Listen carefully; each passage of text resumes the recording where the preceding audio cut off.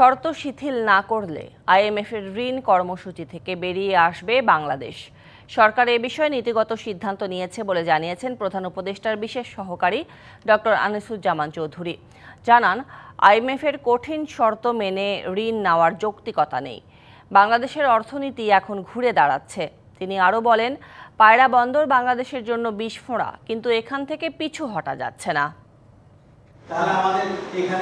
শনিবার রাজধানীর কৃষি গবেষণা কাউন্সিল মিলনায়তনে আগামী বাজেটে কৃষি অর্থায়নের রূপরেখা উপস্থাপন করে বাংলাদেশ কৃষি অর্থনীতিবিদ সমিতি। অনুষ্ঠানে প্রধান অতিথির বক্তব্যে প্রধান উপদেষ্টার বিশেষ সহকারী ডক্টর আনিসুজ্জামান চৌধুরী জানান, আইএমএফের ঋণের কঠোর শর্তে ক্ষতিগ্রস্ত হচ্ছে কৃষি খাত। কাঙ্ক্ষিত প্রবৃদ্ধি অর্জনে এ ধরনের সিদ্ধান্ত যথার্থ নয়। যেটা আমাকে বলে তো তোমার 2 বছর লাগবে রিকভারি করার জন্য, সেখানে আমি 6 মাসের মধ্যে আমার ইকোনমিকে টার্নারাউন্ড করে দিচ্ছি। আইএমএফ অনেক শর্ত দিচ্ছে সাবসিডি তোলার জন্য। আপনারা জানি খুশি হবেন, আমরা সরকার থেকে সিদ্ধান্ত নিয়েছি প্রয়োজন হলে আমরা আইএমএফ থেকে বেরিয়ে আসবো। পায়রা বন্দর আমাদের জন্য বিস্ফোরণ। এই যে বিস্ফোরণ জেনেও আমি এটা কাটতে পারতেছি না, কারণ এটার সাথে অনেক কিছু জড়িত হয়ে গেছে।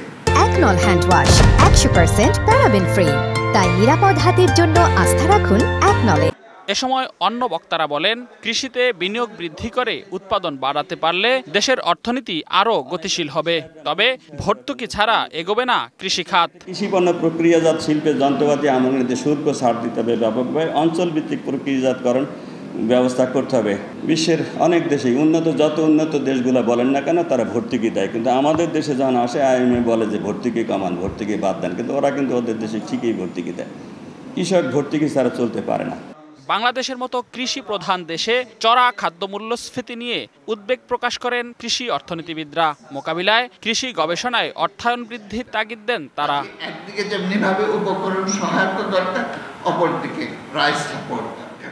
রেদওয়ানুল হক, ডিবিসি নিউজ, ঢাকা।